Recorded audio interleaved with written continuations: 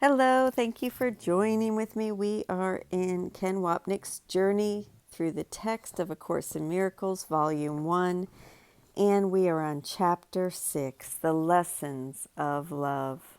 And now we are picking up on the ego's fear of the atonement. We introduce this theme with the following statement. This is 625, 5 through 7. Atonement is the one need in this world that is universal. To perceive yourself this way is the only way in which you can find happiness in the world. That is because it is the acknowledgement that you are not in this world, for the world is unhappy. If we are not in the world, we cannot be bodies. What then are we? Our asking this question provokes the ego's fear, for answering it leads to recognizing our identity as mind, which would allow us to hear the voice that undoes the ego and its thought system of guilt and misery. And so the ego fights against the atonement's truth by developing its strategy of mindlessness, ensuring that the one way out of the world, the mind's forgiveness, is forever barred to us. 2:10:3. Since the Holy Spirit is in your mind can also believe only what is true. Again, as always, this simple statement engenders the ego's fear of the mind, which has the power to choose to believe only what is true, thereby rejecting the ego's insane world of illusions. 2:10, 4 through 6. The Holy Spirit can speak only for this because He speaks for God. He tells you to return your whole mind to God because it has never left Him. If it has never left Him, you need only perceive it as it is to be returned. To ensure that we will never perceive the truth within our minds, the ego develops its now familiar strategy of making us mindless.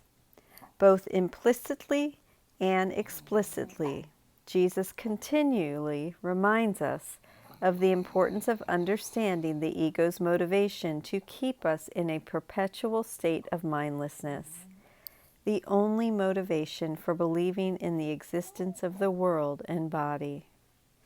Without such understanding of the ego's plan, we will inevitably distort the Course's teachings, as well as misapply them in our personal lives. This compels repetition of the following quintessential statement of the atonement that instills terror in the ego, the part of us that likes being apart and being us. 2:10, 7 through 8. The full awareness of the atonement, then, is the recognition that the separation never occurred. The ego cannot prevail against this because it is an explicit statement that the ego never occurred. If we choose against the ego and for the Holy Spirit's atonement principle, the ego must disappear, as it cannot exist in the unseparated state of perfect oneness, reflected by the atonement.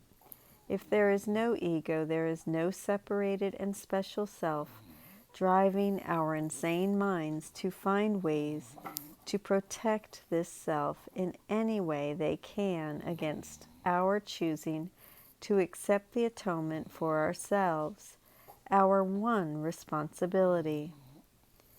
Remember that the Holy Spirit is the answer, not the question. The ego always speaks first. It is capricious and does not mean its maker well. We cannot choose the answer unless we know the question to which it is the response. This question can be understood as, Why did our decision-making minds choose the ego? And why do we persist in making the same choice to be separated? We know by now that the ego protects us from the answer by rendering us mindless, ensuring that we can never gain access to the Holy Spirit. In light of this, it is incumbent upon us to choose the miracle which enables us to return our attention to the mind, where we can finally bring the question to the answer. This, of course, is why the ego does not mean its maker well. Let me repeat that. This, of course, is why the ego does not mean its maker well.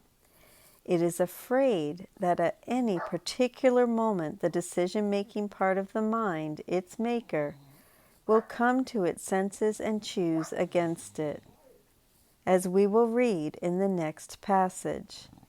Thus does the Son of God become the ego's enemy at the same time that the ego owes its existence to this enemy's power. This is why conflict rules our world and our individual lives. Conflict is our maker and the means by which our special selves are maintained. I'm going to go ahead and stop there, and I will pick up there tomorrow. Thank you for joining with me. Bye-bye. Love you.